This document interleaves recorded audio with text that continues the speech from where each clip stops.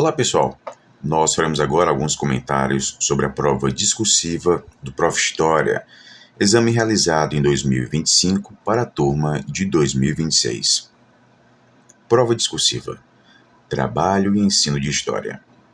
No Brasil, ocorreu uma inflexão na historiografia dos trabalhadores no final dos anos 1970 e nos anos 1980, no contexto de redemocratização e de renovação do interesse em compreender tanto a tradição marxista quanto os processos e as experiências históricas dos grupos sociais populares.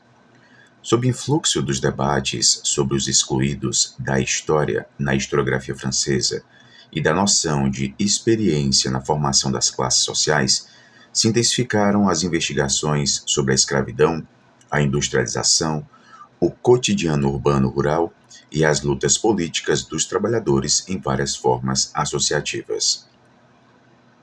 Escolha uma das temáticas a seguir e construa uma proposição de aula de história que dialogue com os temas do trabalho e das trabalhadoras. Nesta proposição, é possível abordar diferentes contextos históricos. Temática 1. Trabalho e vida doméstica.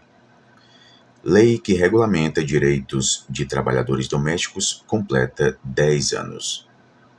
Em 2015, a lei garantiu aos domésticos o FGTS e o seguro-desemprego, e regulamentou vários outros benefícios, como auxílio creche, salário família, adicional noturno, indenização por demissão sem justa causa e pagamento de horas extras.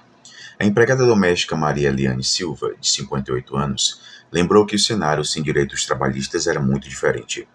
Se a gente não estudava, ficava na casa, trabalhava até a hora que fosse necessário.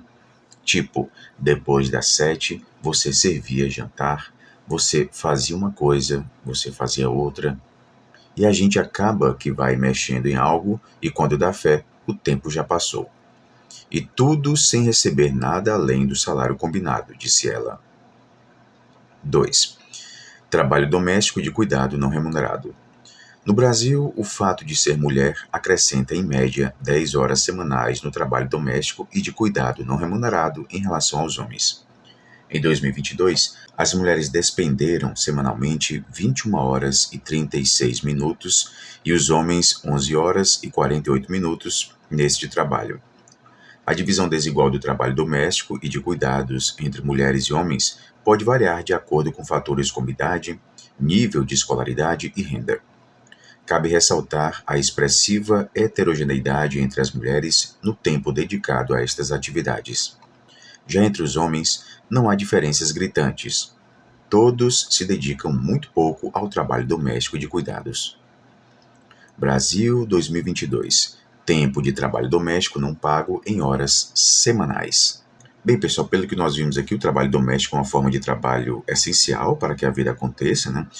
Mas historicamente ele foi tratado como algo natural das mulheres, né? Como se não existisse esforço, não existisse técnica, uma dedicação, né? Quando a gente pensa que cozinhar, limpar, cuidar das crianças, dos idosos, né? Ou das pessoas com deficiência é o que permite que as outras pessoas estudem, trabalhem e participem da sociedade, a gente percebe aqui que existe um enorme desequilíbrio, né, no reconhecimento desse tipo de atividade. Então, durante muito tempo, essas tarefas elas foram vistas apenas como obrigação feminina, né, sem salário, sem garantia de direitos, sem qualquer valorização social. Além disso, quando a gente fala de trabalhadores domésticos remunerados, a gente percebe que existe um recorte social, né? Essa questão racial que também é muito forte. É aqui que a gente encontra essa intersecção, né? No Brasil, historicamente, esse tipo de serviço ele foi realizado por mulheres negras, mulheres pobres, né? São profissões que carregam heranças diretas do período escravista e também das desigualdades estruturais que ainda permanecem. Mesmo com a conquista de direitos importantes como o FGTS, o seguro-desemprego, né, o adicional noturno, o pagamento de horas extras, muitos relatos mostram que essa exploração persiste ainda, né? Seja no que diz respeito ao excesso de horas, seja no que diz respeito à falta de respeito, né? Então, a legislação ela avançou, mas a mentalidade social ela nem sempre acompanhou esses avanços. Então, a temática aqui ela nos leva a olhar para dentro das nossas próprias casas, né? Quem é que faz as tarefas? Porque mesmo quando os homens participam, muitas vezes é como se eles estivessem, digamos, ajudando, né? Em vez de compartilhar de forma igualitária. Os dados mostram que as mulheres continuam dedicando o dobro do tempo ao trabalho doméstico não remunerado. Isso significa que, mesmo quando elas estão no mercado formal de trabalho, elas continuam sustentando uma jornada dupla. Estudar essa realidade na aula de história aqui pra gente, né, vai nos ajudar a entender que esses papéis não são naturais, eles são construídos historicamente e que então eles podem e devem ser transformados. É aqui que a gente encontra essa oportunidade, né, de refletir sobre direitos, sobre dignidade, sobre igualdade no mundo do trabalho. Tá bom, pessoal? Bem, agora vamos para a temática 2. Reforma trabalhista afeta os princípios de solidariedade, de direitos e de justiça social. A história da justiça do trabalho remete a uma tradição que, desde a década de 1940, contribui para a formação da classe trabalhadora no Brasil. Esse processo formou uma cultura de direitos e construiu identidades coletivas, que correm o risco de serem dissipadas com as atuais reformas trabalhistas. Esses temas são discutidos por Fernando Teixeira da Silva e Ângela de Castro Gomes no livro A Justiça do Trabalho e Sua História. A reforma trabalhista traz alguma coisa que impacta na tradição da justiça do trabalho. Primeiro, porque diminui o que já havia. Há um impacto no sentido de jogar com a negociação coletiva. O negociado, acima do legislado, faz com que a justiça do trabalho tenha um papel basicamente homologatório. É isso que ela vai se tornar. Ela vai homologar contratos que são feitos privadamente entre trabalhadores e patrões. Ela passa a ter uma interferência cada vez menor nos direitos coletivos. Isso significa que ela não vai poder interferir em contratos que lesem direitos garantidos na lei, direitos constitucionais, direitos previstos na CLT. Isso é importante, porque o que nós temos visto são contratos que ou equivalem a certos direitos que estão na CLT ou estão abaixo dela. 2. Crianças demonizam CLT. Carteira assinada vira ofensa entre os jovens. Desejado por muitos, o emprego CLT, a famosa carteira assinada, virou sinônimo de ofensa entre crianças e adolescentes. Para alguns deles, ter um emprego de carteira assinada é o mesmo que não ter sucesso. Em janeiro, a influenciadora brasileira Fabiana Sobrinho compartilhou um vídeo em seu TikTok, expondo conversas que teve com a filha de 12 anos. Ela conta que observou a menina falando sobre o tema de forma negativa e ouviu falas parecidas de outros jovens. No vídeo, Fabiana pede para a menina repetir porque ela tem medo de ser CLT quando começar a trabalhar. Andar de ônibus todo dia, muita gente, chefe, pessoas mandando, respondeu ela. O caso não é isolado. Nas redes sociais, há outros relatos de pessoas que já se depararam com crianças usando a sigla CLT para ofender. Achei que era meme que as crianças estavam usando o CLT como ofensa.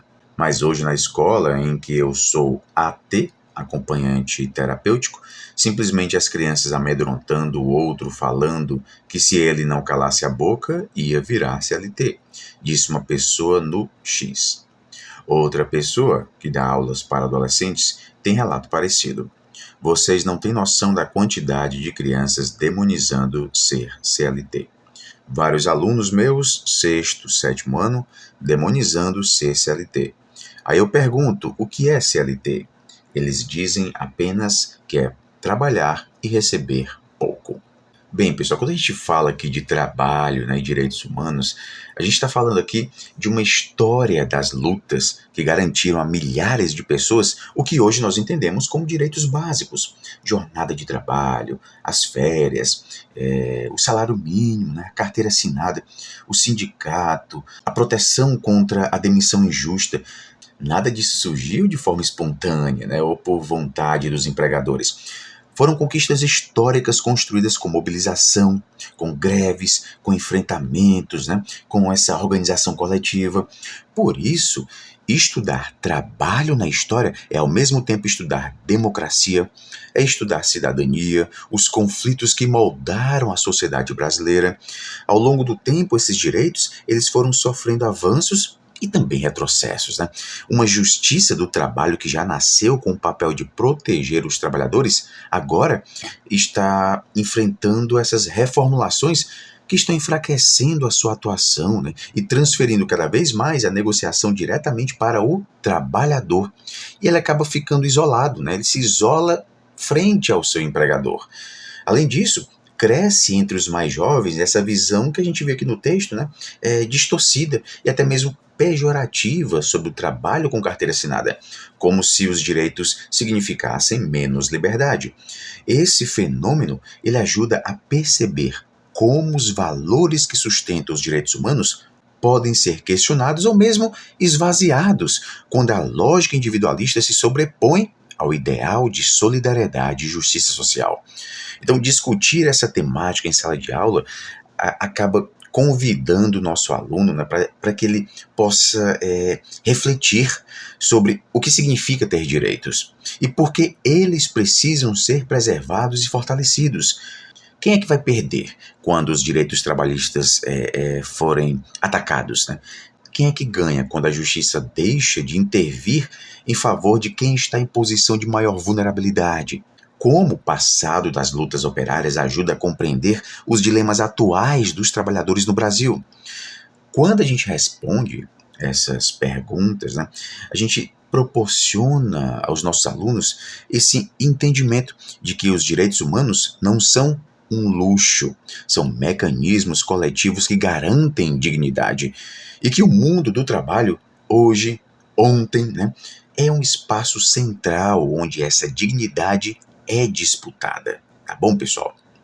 Bem, então, para a proposição da aula, os seguintes elementos devem ser apresentados nos espaços especificados na folha de resposta. Temos aqui a temática do tema, ano de escolaridade, o título da aula, problematização da temática, nós temos aqui os limites, né, de 5 a 8 linhas, né? Bem, nessa problematização da temática, a gente tem que apresentar aqui questionamentos, né? Eu sempre destaco nas aulas do curso preparatório que nessa problematização é de fundamental importância a gente trazer questionamentos sobre a temática, né? E questionamentos que vão ser levados para a nossa aula e a gente vai buscar responder essas perguntas, né? Então a gente apresenta questionamentos que expressem essa intencionalidade pedagógica do professor, justamente em propor essa aula, né? Não se trata aqui de a gente introduzir conteúdos históricos muito extensos, né? O que a gente vai fazer aqui, pessoal, é provocar dúvidas que são reais, né? Dúvidas capazes de serem investigadas durante a prática didática. A gente vai articular a experiência do estudante com o objeto histórico. Quando aqui você que está participando dessa prova, né, transforma essa problematização em uma espécie de introdução teórica, dando respostas prontas, esse item aqui ele acaba perdendo a sua função de abertura investigativa, né? E o que é essa abertura investigativa? Justamente o lançamento de questões, de perguntas. A banca ela espera perguntas que sinalizem uma tensão histórica que vai ser explorada no desenvolvimento, né? E que tenha um vínculo claro com o tema trabalho, tá bom? Depois da problematização que a gente tem os objetivos, né, pessoal? O item dos objetivos é um espaço para a gente demonstrar a nossa clareza, né, clareza intencional do que a gente deseja alcançar com a nossa aula. É muito importante que os objetivos sejam descritos com verbo no infinitivo, né? Eu sempre destaco isso, porque o avaliador ele vai perceber esses verbos no infinitivo como sendo justamente os objetivos, né? É muito comum que a gente, quando a gente está analisando projetos de pesquisa, né, proposições, a gente já vai nesse item objetivos, né? A gente já vai buscar os verbos no infinitivo. É uma característica muito importante, né, dos verbos que vêm nos objetivos. Eles vêm no infinitivo. Então, é como se a gente estivesse aqui ajudando a banca a avaliar os nossos objetivos, deixando os verbos no infinitivo. Tá bom? Além disso, obviamente, os nossos objetivos eles devem estar diretamente alinhados aos questionamentos da problematização e aos conceitos que vão ser explorados na sequência didática. Então, o avaliador ele valoriza formulações que expressem ações de aprendizagem, como analisar, interpretar, reconhecer, comparar, né? Em vez de expressões muito vagas que apenas trazem aqui boas intenções didáticas, tá bom? A gente vai ter aqui procedimentos e recursos didáticos a serem utilizados. A banca quer perceber como o professor pretende colocar os alunos em contato com as fontes, com o debate, né, com a construção do conhecimento histórico. Não basta a gente dizer, né, aula expositiva com data show, porque isso não revela uma intencionalidade pedagógica. O ideal é que você que está escrevendo apresente ações concretas, né? A gente pode sugerir rodas de conversa, leitura orientada de notícias, análise de gráficos, um debate mediado, né? Produção coletiva de sínteses. A gente pode trazer vídeos, documentários, né? Sempre justificando de forma breve, porque a gente não tem muito espaço, né? Porque esses recursos ajudam a compreender o tema do trabalho e os direitos envolvidos. Então, nesse item, a gente vai demonstrar aqui que o aluno não é um mero espectador, ele é um agente do processo, porque ele vai interpretar, vai questionar, vai dialogar, né? Então, quanto mais os procedimentos derem voz ao estudante e posicionarem a fonte histórica no centro, melhor vai ser aqui a sua avaliação nesse item, tá bom? O próximo item, desenvolvimento dos conceitos e conteúdos a partir da problematização, né? Bem, é aqui, né, o item mais extenso, né? É aqui onde se percebe se você, né, efetivamente está respondendo as perguntas que foram levantadas lá na problematização, né? Então, a fundamentação teórica ela pode e deve aparecer, mas sempre articulada, é muito importante isso, sempre articulada ao ensino da história na educação básica. Então é importante a gente evitar a transformação desse trecho aqui em uma espécie de mini artigo, né? Uma mera revisão bibliográfica. A banca ela vai verificar se os conteúdos históricos e as fontes, se tudo isso está a serviço do processo formativo do aluno, como orienta a própria prova, né, ao destacar a relação com os mundos do trabalho. Então, o professor que ele deve construir um sentido histórico a partir das perguntas iniciais, incorporando a mediação docente, o protagonismo do aluno, né, os princípios da BNCC que orientam, né, a formação de sujeitos capazes de interpretar criticamente a realidade, valorizando, claro, os direitos humanos e o respeito à diversidade. E, finalmente, nós chegamos à atividade de avaliação de aprendizagem. Essa avaliação ela deve privilegiar estratégias de caráter formativo e dialógico, né, permitindo que os alunos expressem as suas interpretações das fontes, né, as interpretações das suas próprias experiências de mundo. A gente pode trazer aqui métodos freirianos, né, eles são muito valorizados nesse exame, né, trazer Paulo Freire, rodas de conversa, autoavaliação, né, isso demonstra um compromisso com o aprendizado processual, né, que está justamente em consonância com essa ideia de avaliação como acompanhamento contínuo e não como uma mera verificação punitiva. O avaliador aqui ele vai valorizar instrumentos que deem voz ao estudante, né, que conectem os objetivos que foram anunciados, né, aos resultados esperados da aprendizagem. Tá bom, pessoal? Então, nós temos aqui que Não serão corrigidas proposições de aula que estiverem organizadas em tópicos, que forem escritas de forma esquemática, não atendam aos limites mínimos e máximos de linhas, contenham qualquer tipo de identificação. Sua proposição de aula deverá ser redigida de acordo com a norma padrão da língua, ok? Bem, formulei aqui um modelo, né, de texto, lembrando que em nosso curso preparatório a gente vai trazer os textos escritos por candidatos que foram aprovados, né?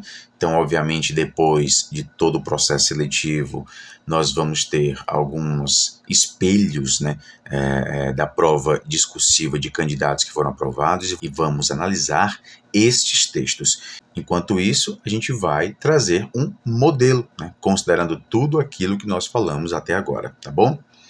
Bem, esse modelo aqui a gente escolheu a temática 1, trabalho e vida doméstica. Uma proposta voltada para o 9º ano do ensino fundamental. Título da aula: Quem cuida também trabalha. Desigualdades do trabalho doméstico no Brasil. Problematização da temática. O trabalho doméstico garante as condições mínimas para que a vida social aconteça, mas historicamente foi naturalizado como responsabilidade feminina, sem reconhecimento ou direitos. Mesmo com avanços legais recentes, persistem desigualdades na divisão dessas tarefas, que continuam recaindo principalmente sobre mulheres. Quando observamos raça e classe, percebemos que trabalhadoras negras e de baixa renda seguem sendo maioria nesse tipo de atividade, muitas vezes precária. A aula buscará refletir quem realiza esse trabalho, os direitos conquistados e os desafios ainda existentes. Então, temos aqui nesse finalzinho justamente as perguntas que vão guiar a nossa aula. Objetivos: compreender a historicidade do trabalho doméstico no Brasil, analisar o papel das leis trabalhistas de 2015 na conquista de direitos, identificar permanências e desigualdades de gênero, raça e renda na divisão do trabalho de cuidado, reconhecer as fontes jornalísticas e os dados estatísticos como suportes para a produção do conhecimento histórico escolar e refletir criticamente sobre os impactos sociais da invisibilidade desse tipo de trabalho. Procedimentos e recursos didáticos. Leitura coletiva de trechos da reportagem sobre direitos das trabalhadoras domésticas e análise do gráfico do IPEA sobre tempo dedicado ao trabalho doméstico por gênero, roda de conversa orientada pela mediação do professor e registros escritos individuais das descobertas e hipóteses. Desenvolvimento dos conceitos e conteúdos. A aula se inicia com a análise do relato de trabalhadoras domésticas, evidenciando a falta de direitos antes de 2015 e aproximando os alunos das experiências sociais que marcaram esse grupo historicamente marginalizado. A discussão será guiada pelos princípios da BNCC, que orientam o ensino de história para a construção de posicionamentos éticos, empatia e cidadania. Competências Gerais 1 e 9. Em seguida, o gráfico do IPEA será interpretado como fonte histórica para identificar desigualdades estruturais que ainda persistem, mesmo após avanços legais. A mediação conceitual utilizará as reflexões de Michelle Perrot sobre a invisibilidade do trabalho feminino e de Edward Palmer Thompson sobre a experiência como categoria central na formação social, permitindo aos estudantes compreender que as relações de trabalho também constituem identidades. Os grupos estabelecerão relações entre passado e presente, buscando responder às perguntas da problematização a partir das fontes, conectando leis, gênero, classe e racismo. Como síntese, a turma elaborará um painel comparativo com os principais avanços legais, os desafios atuais e as propostas para a transformação da realidade no entorno escolar, reforçando o papel do ensino de história na compreensão crítica do mundo do trabalho. Atividade de avaliação de aprendizagem será contínua e qualitativa, acompanhando a participação dos estudantes na roda de conversa e na análise das fontes. A síntese individual servirá como instrumento para verificar se os alunos compreenderam as permanências e mudanças no trabalho doméstico e se foram capazes de elaborar respostas próprias às questões da problematização. Ok, pessoal? Bem, então nós finalizamos aqui, né, a análise desta prova discursiva do Exame Nacional de Acesso ao Prof. História. Caso você queira se inscrever em nosso curso preparatório, o link do curso está na descrição deste vídeo. Bons estudos a todos e até a próxima!